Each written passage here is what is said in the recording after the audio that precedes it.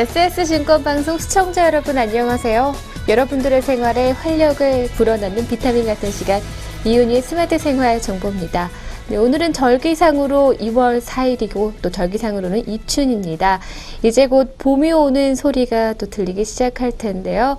네, 여러분의 마음에도 봄이 내리길 바라면서 오늘의 스마트 정보는요, 도서 정보로 함께 하도록 하겠습니다.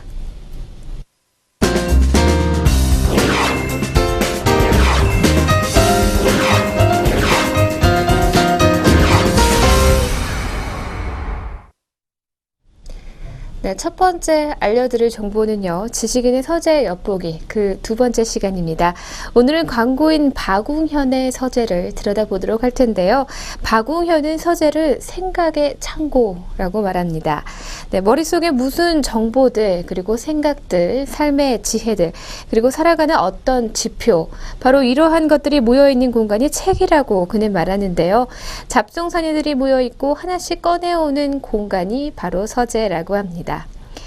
무수히 많은 정보들 속에서 호흡하는 그는 책 읽기는 책과의 교감이라고 말을 하고 있는데요. 아무리 좋은 책이어도 내 속에 들어와서 내 안에 울림을 만들지 못하면 아무런 의미가 없다고 그는 말합니다. 아주 권위 있는 기관의 권장도서 100권이 나에게 재미가 없다면 아무 소용이 없다는 그런 뜻인데요. 네, 그래서 나를 존중하는 책 읽기의 태도가 중요하다고 박웅현은 말합니다. 물론 고전 이런 책들을 물론 존중해야 하지만 그것 소화할 나를 존중하지 않으면 두 개의 교감은 일어나지 않는다고 하는데요. 그래서 내가 어떤 책과 교감할 수 있을지에 대한 판단이 중요한데 그 판단은 누구의 도움을 받느냐 하면 나를 아는 사람들의 도움을 받아야 한다고 말합니다. 네, 이것은 책 읽기가 힘든 분들, 그리고 책 읽기가 막상 손에 안 잡히는 분들에게는 정말 좋은, 그리고 적절한 그런 조언인 것 같습니다. 네, 나에게 필요한 책을 찾는 것이 책의 권위에 의지하는 것이 아니라 나와 교감이 첫 번째가 된다는 것인데요. 어떤 책이든 접근이 좀 더 진실돼야 한다라는 그런 생각이 듭니다.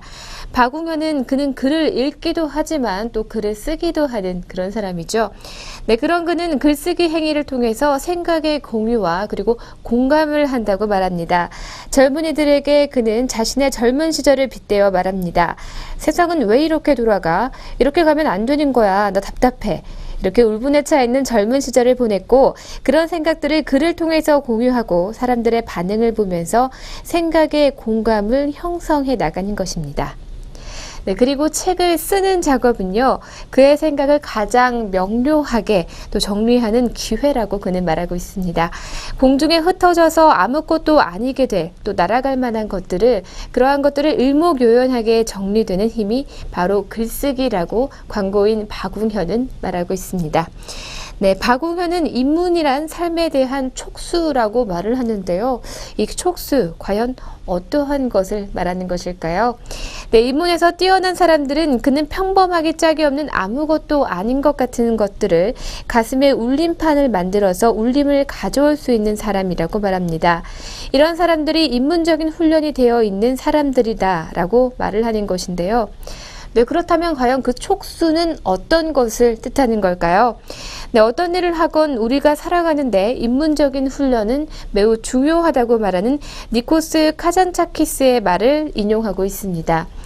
네, 카잔차키스는 나는 온몸이 촉수인 동물이 되고 싶다라는 말을 했는데요.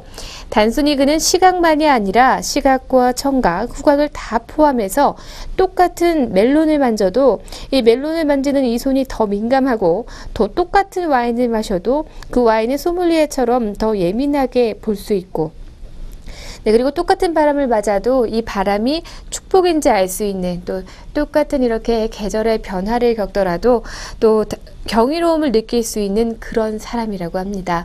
바로 이러한 사람들이 인문적 촉수가 있는 사람들을 일컫는 것인데요. 네, 그것이 바로 생활의 인문적인 태도라고 합니다. 인문은 우리의 삶의 중요한 이유, 이러한 촉수로 더욱 삶을 풍요롭게 만들어주기 때문입니다. 여러분들은 생활의 촉수, 그리고 인문적인 촉수가 얼마나 발달하셨나요? 네, 인문학을 하면 밥이 나올까요? 이런 질문들 정말 의뢰 많은 사람들이 질문을 하게 되고 또 받게 되는데요. 물론 그런 직업도 있고 그렇지 않은 직업도 있다고 박웅현은 말합니다. 그런데 확실한 것은 인문학을 하면 밥이 맛있어진다는 것이 바로 그의 지론인데요. 바로 인문학적인 촉수가 생긴 사람들은 똑같은 24시간을 살더라도 더 풍요롭게 살 수 있기 때문입니다. 바로 이러한 것이 인문의 의미가 아닐까 하는 생각이 드는데요. 인문적인 촉수에 강한 매력을 느낀 박웅현은 그는 가장 트렌드에 민감한 또 광고인이기도 합니다. 미디어 급변 시대에서 주목해야 할 것들은 또 무엇이 있는지 또 그의 이야기를 들어보아야 할 텐데요. 박웅현은 테크놀로지 또 기술적인 측면에서 자신은 지진아라고 말하고 있습니다. 워낙 시대의 흐름이 빠르게 흘러가고 있고요. 또 미디어가 급변하면서 눈이 많아지고 또 스크린은 다양하게 바뀌고 있습니다. 네, 그렇습니다. 이제는 TV보다는 포털을 검색하게 되고요. 요즘에는 손안에서 모든 정보를 쉽게 접할 수가 있습니다. 또 앞으로는 또 뭔가가 계속해서 등장하게 될 것인데요. 우리는 그 테크놀로지의 변화만큼 우리의 능력이 따르지 못할 수도 있습니다. 하지만 이 모든 흐름 속에서 변하지 않는 본질이 있다고 박웅현은 말하는데요. 미디어는 변해도 사람의 생각, 태어나 성장하고 죽음에 이르는 것, 사랑을 하면서 겪게 되는 어떠한 희열, 또 고통을 받으면서 느끼는 어떠한 좌절, 그리고 이제 죽음을 맞이하는 자세, 이 흐름은 변하지 않는다고 말합니다. 그리고 박웅현의 핵심은 이것을 잡는 것이라고 말하는데요. 메시지를 어떤 스크린에 넣느냐를 봐야지 스크린의 변화에 따라가려면 도무지 살아남을 방법이 없다고 그는 말합니다. 네, 미디어의 변화는 부수적인 것으로 보고 있다는 것인데요. 미디어가 급변하는 시대일수록 역설적이게도 우리가 주목해야 할 것은 바로 그 본질적인 콘텐츠라는 것입니다. 네, 우리가 살아가는 사회는 다름이 아닌 사람의 집합체라는 것인데요. 네, 다시 한번 깨닫게 되는 그런 지식인의 서재였던 것 같습니다. 네, 여러분들은 박웅현의 서재, 그의 서재를 어떻게 보셨나요? 아마도 나는 다시 한번 내가 살아가는 인생을 어떻게 느끼고 있는지 점검해보는 그런 계기가 되지 않았을까 하는 그런 생각이 듭니다. 네, 지금까지 지식인의 서재 엿보기 광고인 박웅현의 서재와 함께했습니다.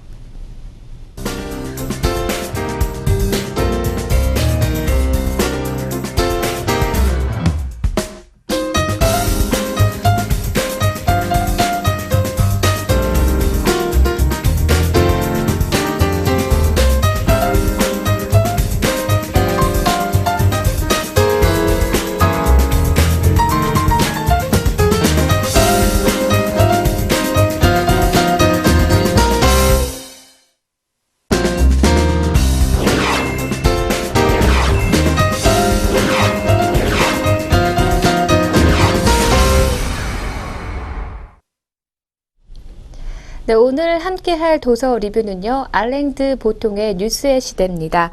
얼마 전 한국을 찾아서 JTBC 손석희 앵커와의 대담을 통해 다시 한번 작가로서 자신의 생각을 알림으로써 뉴스에 대한 시선의 새로운 반향을 일으키기도 했습니다.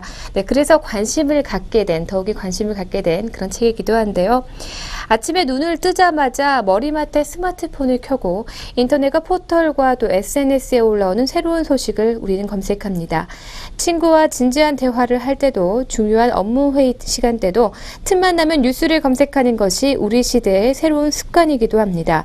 수시로 뉴스를 검색하지 않으면 초조해질 정도로 그렇게 우리는 이상하리만치 뉴스에 중독이 되어 있는데요. 네, 그런데 혹시 뉴스는 천천히 그리고 아무도 눈치채지 못하는 사이에 우리의 판단력과 또 자기를 차분히 돌보는 명상의 시간을 빼앗고 있는 것은 아닐까 이런 생각 혹시 해보셨나요? 네, 그리고 우리는 왜 뉴스를 열광하는 것일까요? 첨단 미디어 시대의 언론은 또 어떤 사명을 지녀야 하는 것일까요? 네, 일상의 불안과 공경을 날렵하게 파고드는 작가 알랭드 보통. 네, 그는 이 책에서 뉴스를 소재로 우리 시대의 미디어를 둘러싼 풍경을 낱낱이 묘사하면서 쇄도하는 뉴스와 이미지들 속에서 좀 더 생산적이고 그리고 건강하게 뉴스를 수용하는 방법과 현대 민주주의 사회에서의 언론의 역할에 대해서 말하고 있습니다. 네, 뉴스는 실은 아무런 사용 설명서 없이 뉴스 소비자에게 전달이 되는데요. 바로 일상적이고 당연한 것으로 여겨지기 때문입니다. 학교에서 문학 작품을 분석하는 법은 배워도 뉴스를 읽는 법은 제대로 배우지 못했고요. 예술 작품을 보는 법은 배워도 매 순간 홍수처럼 쏟아지는 뉴스 이미지를 읽어내는 법 또한 제대로 배우지 못했습니다. 네, 그러나 뉴스는 우리의 세계관을 창조하는 가장 강력하고 또 영향력 있는 교육 매체이지 않을까 이런 생각을 해보게 됩니다. 네, 뉴스는 우리에게 세상을 어떻게 돌아가고 있는지 그리고 어떤 변화가 가능한지를 알려주고 있고요. 그러면서 정치적 사회적 현실에 대한 대중의 감각을 만들어내고 있습니다. 알랭드 보통이 보기에는 뉴스는 그만큼 대중에게 절대적인 영향력을 끼치는 것입니다. 따라서 그는 혁명가들이 그러하듯이 만약 당신이 한 나라의 정신을 변화시키고 싶다면 미술관, 교육부 혹은 저명한 소설가의 집으로 향하는 대신 정치체의 신경 중추인 뉴스 본부로 곡장 탱크를 몰고 가라고 말합니다. 네, 열대 지방에 내린 폭설, 정계 스캔들, 그리고 접착 쌍둥이. 뉴스는 이 세상에 얼마나 놀라운 일로 가득한지 우리에게 알려주고 싶어 하는 듯한데요. 그러나 뉴스는 정작 진실로 이상한 게 무엇인지는 알려주지 않습니다. 전 세계 인류의 절반 이상이 매일 뉴스에 넋이 나가 있다라는 것이야말로 우리가 결코 접할 수 없는 헤드라인이자 뉴스가 드러내지 않는 그런 속내이기도 한데요. 대신 뉴스는 끊임없이 정계 비리나 사회 범죄와 같은 사건들을 내보내는데 전념하고 있습니다. 왜 우리는 계속 그 뉴스를 들여다보면서 충격을 받게 되는 것일까요? 살면서 마주하는 근심과 고통으로부터 도망치기 위해서 또 뉴스를 찾아보는 것은 아닐까 하는 그런 생각도 드는데요. 연쇄 살인 사건이나 부패한 정치인, 별난 행동을 일삼는 연예인에 관한 뉴스를 보면서 내 삶은 그나마 정상이라는 것을 안도하기 위해서 또 뉴스를 보고 있는 것은 아닐까요? 네, 볕이 잘 드는 조용하고 평화로운 서재에 앉아서 존재의 근원적인 불안과 또 공포는 사라지지 않게 또 바깥에서 들려오는 소식에 애타게 또 귀를 기울이고 있는 것은 아닐까 이런 생각도 하게 됩니다. 네, 뉴스를 확인하는 행위는 마치 조개 껍데기를 귀에 갖다 대고 거기서 들리는 인류의 울부짖음에 도취되고 압도당하는 것과 같다라는 말을 하고 있습니다. 네, 뉴스는 겁먹고 동요하고 괴로워하는 대중을 간절히 필요로 하고 있는데요. 현대사회에서 뉴스는 대중이 자신의 정치적 사회적 현실을 상상하고 그려낼 수 있는 유일한 근거라고 알랭드 보통은 말하고 있습니다. 네, 따라서 대중은 뉴스를 보면서 국가와 사회 현실에 대해서 판단하면서 그에 대해 분노하거나 슬퍼하거나 좌절할 것입니다. 바로 이것이 뉴스가 지닌 힘이고 또 뉴스가 한 국가의 정치적 의제를 구성해낼 수 있는 동력이기도 합니다. 네, 현대 민주주의 사회에서 뉴스가 너무나도 중요한 역할을 할 수밖에 없는 그런 이유기도 한데요.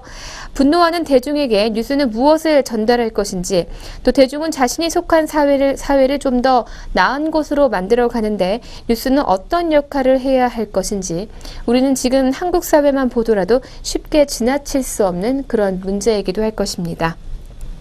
네, 그러나 오히려 현재의 뉴스는 좀 더 상업적인 이득만을 위해서 대중의 불안과 분노를 무책임하게 양산하거나 혹은 선정적이고 자극적인 기사를 현실로 중대한 문제로부터 대중의 눈길을 거두어가는 것은 아닌지 이는 뉴스의 생산자와 소비자 모두가 함께 시급하게 그리고 또 진지하게 고민해 봐야 할 그럴 문제인 것 같습니다.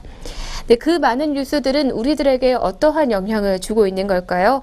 여러 해 동안 뉴스를 소비한 뉴스 중에서 우리에게 남는 뉴스는 또 어떤 것일까요? 네, 그 많은 수많은 흥분과 두려움은 우리 안에 어디로 가는 것일까요? 그 어느 시대보다 뉴스를 통해서 엄청난 양의 정보를 얻지만 이상하게도 점점 더 지혜를 얻기는 힘들어지고 있는 것 같습니다. 네, 이 책은 뉴스의 세계를 보다 효과적으로 항해하는 법에 대해서 생각해 보고자 만든 그런 책인데요. 정치 뉴스는 왜 그리 재미없게 느껴지고 경제 뉴스는 왜 그렇게 딱딱하게만 느껴지는 것인지 그리고 왜 우리는 셀러브리티 연예 소식에 그토록 집착하게 되는 것인지 그리고 다른 나라에서 벌어지는 격변은 어쩌면 남의 일처럼 느껴지는 것인지 또 끔찍한 재난 뉴스가 역설적인 희망 메시지를 던지는 이유가 무엇인지 그리고 더 나은 세상을 만들기 위해서 언론은 어떤 역할을 해야 하는지 꼼꼼하게 따지고 또 묻고 있는 그런 책입니다. 네, 끊임없이 쇄도하는 뉴스 기사와 이미지는 혹시 아무도 모르는 새에 우리의 영혼을 갉아먹고 있지는 않은지 생각해 볼 필요가 있을 것 같습니다. 네, 뉴스를 통해서 간접적으로 타인 그리고 세상과 접촉하지만 그것은 진정으로 구체적인 만남이라고 할 수 없기에 우리는 세계의 중요한 문제에 대해 오히려 무관심해지는 것은 아닐까 생각해 보게 됩니다. 네, 알랭드 보통이 바로 궁극적으로 묻고 싶어 하는 것은 이것입니다. 세계와 나, 타자와 나의 만남이 진정한 것이 되려면 이러한 간접성보다는 생생한 인간의 이야기로 채워나갈 수 있을 때만 가능하다라는 그런 이야기를 하고 싶은 것이죠. 또한 뉴스가 그러한 생동감이 넘치는 만남을 주선하는 매개체가 될 때 우리는 나의 불안감과 근심만으로 괴로워하는 것이 아니라 타인 혹은 사회의 기쁨과 고통에 더욱 민감하게 반응하고 또 더불어 사는 삶에 대한 이상적이면서도 현실적인 방안들을 마련해 나가려고 한다는 것입니다. 네, 그는 이 책에서 우리가 타자와의 진심으로 만날 준비가 되고 있는지 그러한 것들을 묻고 있습니다. 네, 지금까지 알랭드 보통의 뉴스의 시대와 함께했습니다.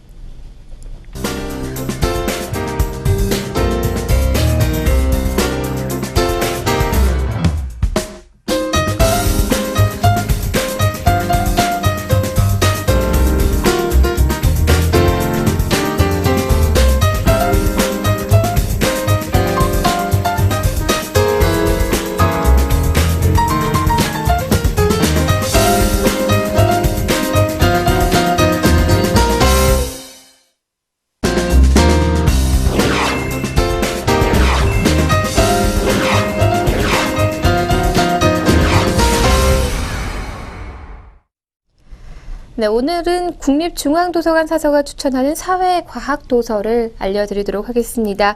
앞서 알랭드 보통의 뉴스의 시대도 그들이 추천하는 사회과학도서기도 한데요.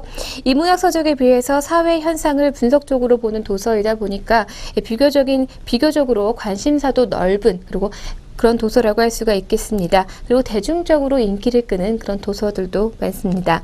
네, 첫 번째 도서입니다. 2030 기회의 대이동이라는 책인데요. 네, 지금 세계의 변화의 흐름과 침투가 어느 시대보다 거세게 진행이 되고 있습니다. 이 책에서 저자가 변화를 일으키는 거대한 힘은 무엇인지, 현재와 가까운 미래에 일어날 일, 그리고 그러한 변화를 새로운 기회로 만들기 위해 어떠한 준비가 필요한지에 대해서 이야기를 하고 있는데요. 여기서 가장 눈여겨볼 부분은요, 인재 조건이 변하고 있다는 것입니다. 저자는 인재 조건을 스마트로 요약을 하고 있습니다. 덧붙여서 예측 불가능한 혼란과 변동성으로 가득한 시대에는 바닥까지 떨어져도 꿋꿋하게 다시 튀어오르는 회복 탄력성이 무엇보다 중요하다고 말하는데요.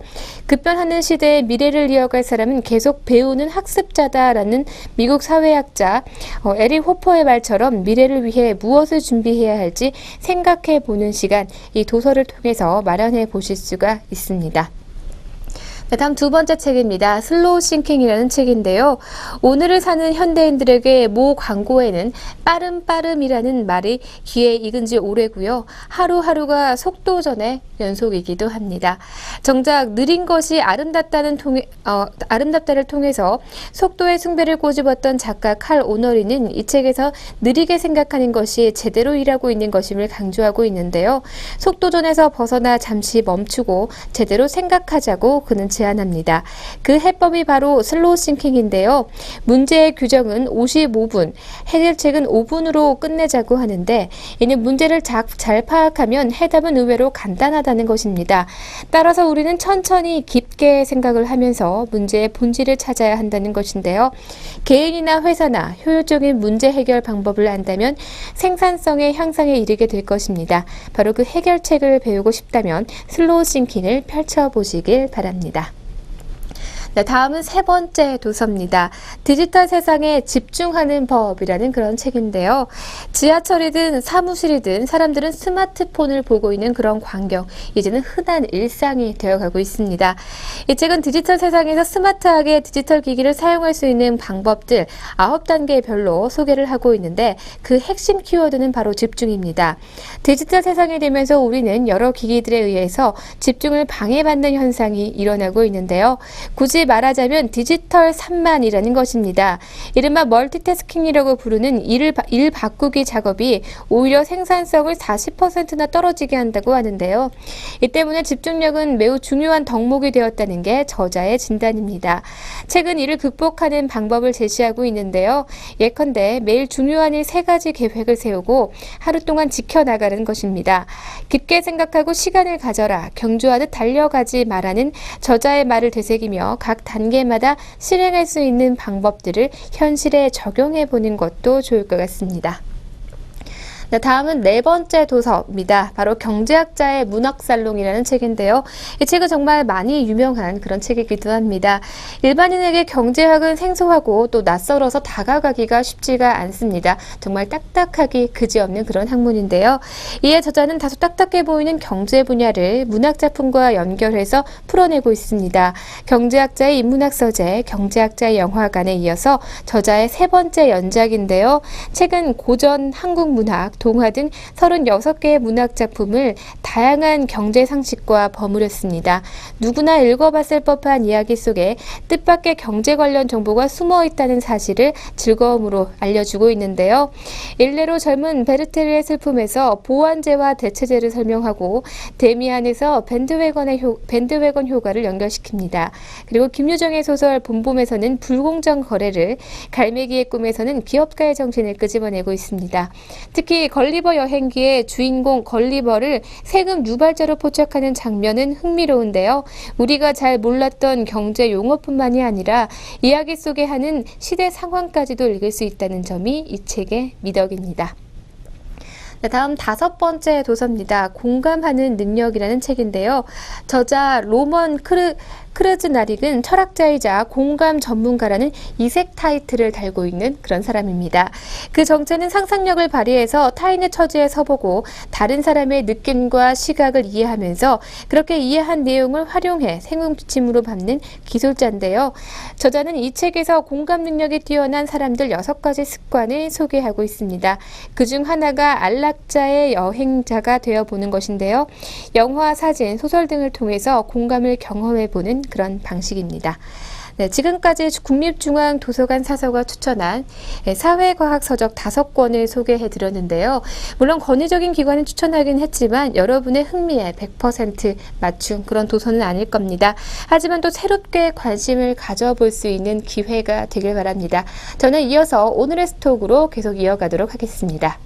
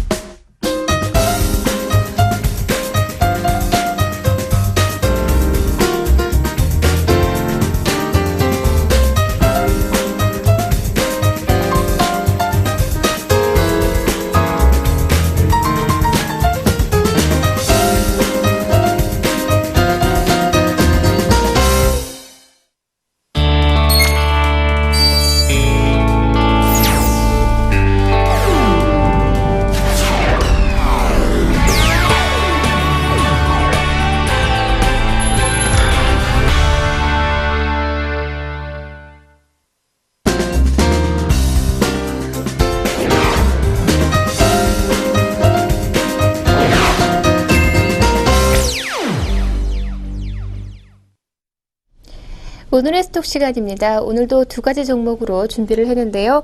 첫 번째 종목은 하나대투자증권에서 추천한 엔텔스입니다. 사물 인터넷 사업 활성화로 동사의 플랫폼 매출 개선이 전망이 되고 있고요. 또 CCTV 수요 증가에 따른 통신 솔루션 수요가 증가될 것으로 예상이 됩니다. 동사는 유무선 통신 서비스 사업자를 위한 운용 지원 시스템 개발과 공급을 주요 사업으로 영위하고 있고요.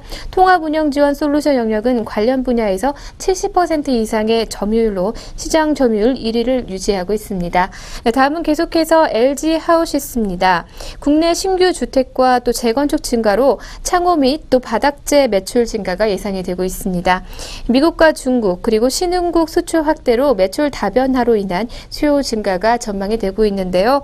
동사는 알루미늄 창과 기능성 유리 등과 같은 창호재와 바닥재, 벽지 그리고 인도 대리석 등의 건축 자재, 표면 소재, 자동차용 부품 등 고기능 소재와 부품 등을 제조, 판매하는 그런 업체입니다.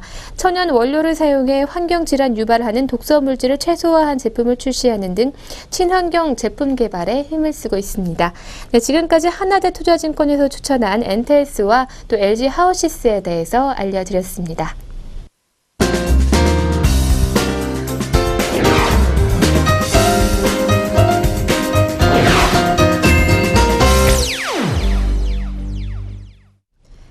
오늘의 펀앤필입니다. 이번에는 연작으로 여러분들께 재미있는 영상 보여드리려고 하는데요. 2013년에 영화 레미제라블이 큰 인기를 끌었습니다. 민주를 쟁취하는 과정을 보면서 정말 가슴이 뜨겁기도 했는데요. 그 영화만큼이나 큰 인기를 얻었던 그런 영상이 있죠. 바로 공군의 패러디 영상인데요. 총 13분으로 제작이 되어 있고 주요 장면들만 모아서 4편의 연작으로 보여드리도록 하겠습니다. 그럼 첫 번째 영상 함께 만나보시죠.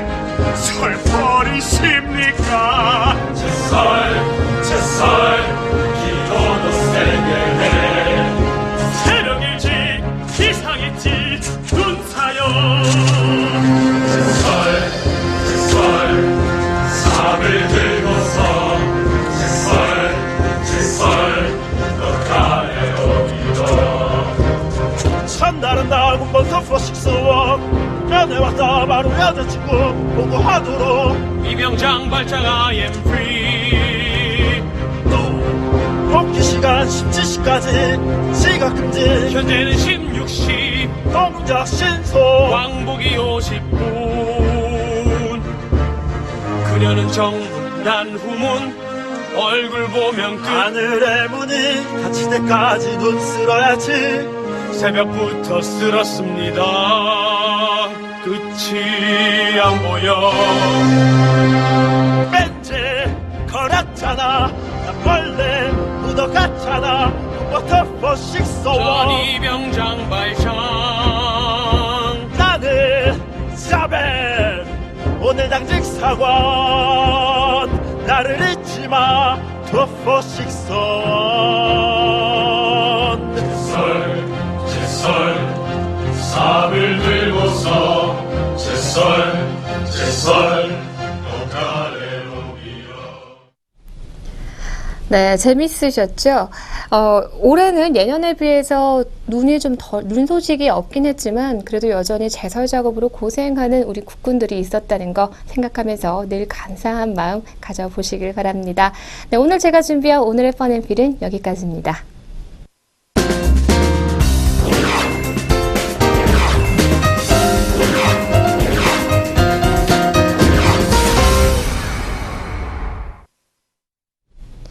네, 여러분과 함께한 시간이 여러분의 마음의 양식을 쌓는 좋은 시간이 되었길 바라봅니다. 네, 편안한 오후 시간 보내시고요. 저는 여기서 마치고 내일 이 시간 다시 찾아오겠습니다. 시청해주신 여러분 고맙습니다.